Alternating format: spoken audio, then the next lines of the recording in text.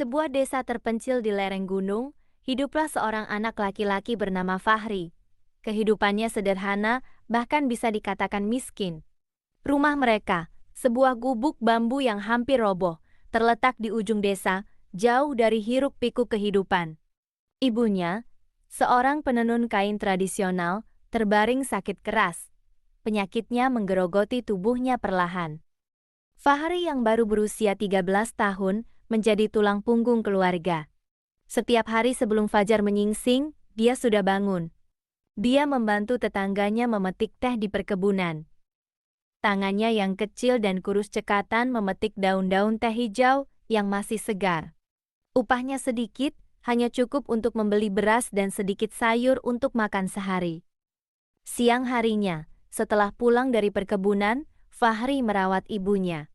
Dia memberikan ibunya minum, membersihkan tubuhnya, dan membacakan cerita sebelum ibunya tertidur. Sore harinya, dia mencari kayu bakar di hutan. Punggungnya yang kecil membungkuk di bawah beban kayu yang berat. Dia menjual kayu bakar itu di pasar kecil di dekat desanya. Meskipun hidup dalam kemiskinan, Fahri selalu optimis. Dia percaya bahwa suatu hari nanti, dia akan sukses. Dia bermimpi bisa membangun rumah yang layak untuk ibunya, memberikan perawatan terbaik, dan membahagiakan ibunya. Mimpi itu menjadi kekuatannya untuk terus berjuang, meskipun tubuhnya lelah dan hatinya terkadang merasa putus asa. Suatu hari seorang turis asing datang ke desa itu.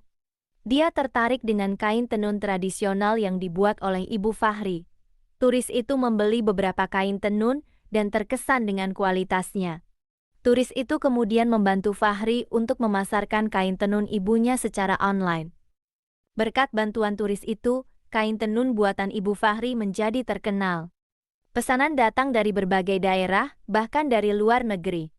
Pendapatan Fahri dan ibunya meningkat drastis.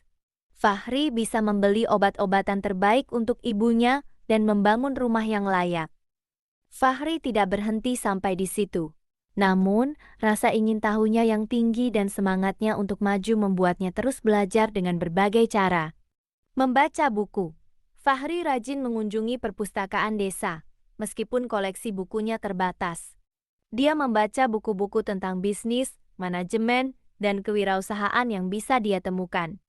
Dia mencatat poin-poin penting dan berusaha memahami konsep-konsep yang dijelaskan dalam buku. Berdiskusi dengan pedagang. Fahri sering berdiskusi